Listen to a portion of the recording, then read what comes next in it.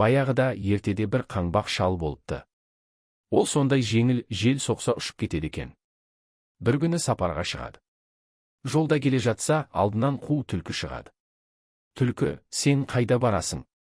Дейді. Шал, әлемді аралап келемін деп жауап береді. Түлкімен бірге келе жатса, қоян қосылады. Қоян да саяхатқа шыққысы келеді. Олар үшеулеп жолға түседі. Жолда қасқыр мен аю кездеседі. Олар да қосылып, бәрі 5 болып жол тартады.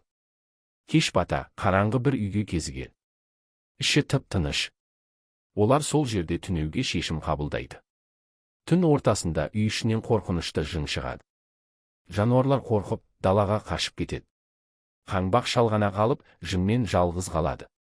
Ол мүлде қорықпайды, батылдықпен қарсы тұрады. Шал отты үрлеп жағады да, жынды сол отқа итеріп жібереді. Жын жоқ болады.